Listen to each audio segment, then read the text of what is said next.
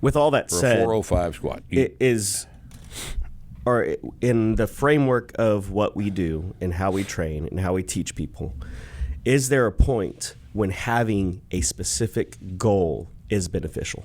You should always have a goal.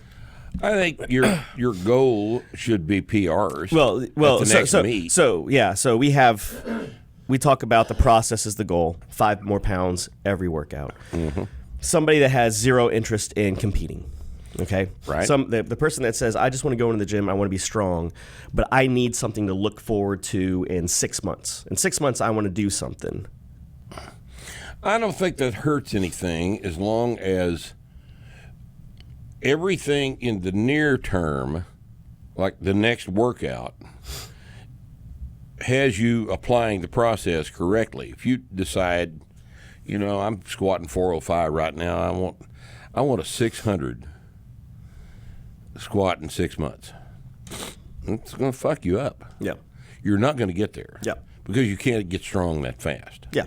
You cannot get strong any faster than you can get strong. And 5 pounds of workout is about as fast as it's going to go. And that doesn't calculate to a 600 squat from 405 in 6 months. It just, now there are isolated examples of guys that could do that. But that's not typical. But there needs to be, everybody has a goal. If they want to pretend like they don't, that's just not true. But everybody has a goal, and the client has to tell you what that goal is. Now, initially, you may be the one driving, like setting their expectations about what's realistic.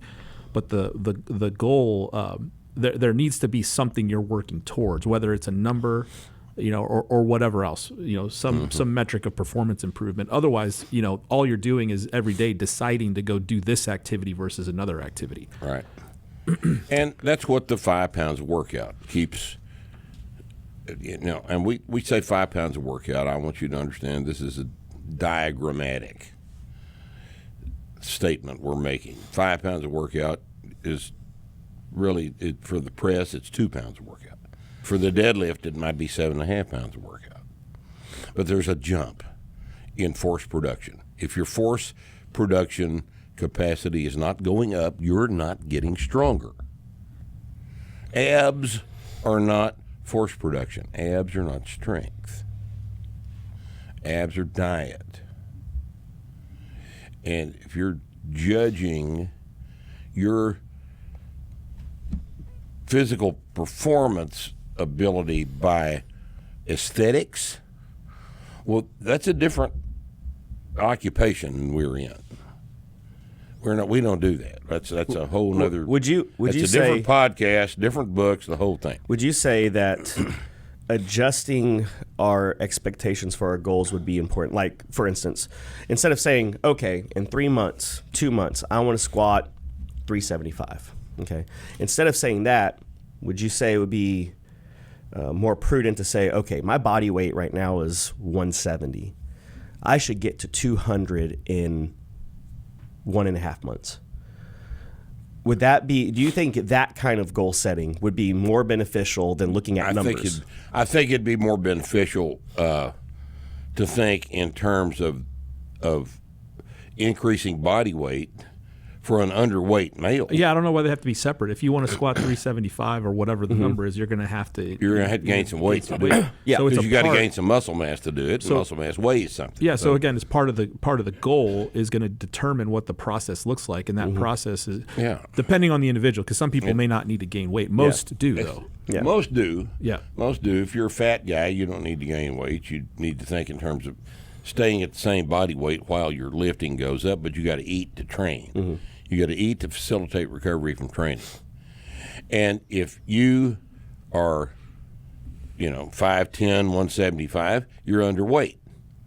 So if thinking about gaining 30 pounds to 205 makes you eat in a way that increases, that improves your ability to recover from the stress of training, then that's what you need to think about. You need to think about your body weight. That's kind of what I'm getting at. Maybe setting different types of goals, because everybody just looks at that one goal, that number on the bar. Okay, Right. that number on the bar, number on the bar. But what if about, okay, for the next 3 months, my goal is to not miss one workout no matter Right. what. So Yeah, you shift the goal. You're thinking about focusing on all of the variables Yes. that control your ability to achieve that goal. Yes. And yeah, you'll need to do some of that. You know, you walk into the gym and you're 5'10", 175, you're underweight. I'm going to tell you to gain 30 pounds as fast as you can. And if you do it correctly, you'll gain 30 pounds and maybe put on 2% body fat, but no more than that. And having done that, your squat will improve 250, 300 pounds.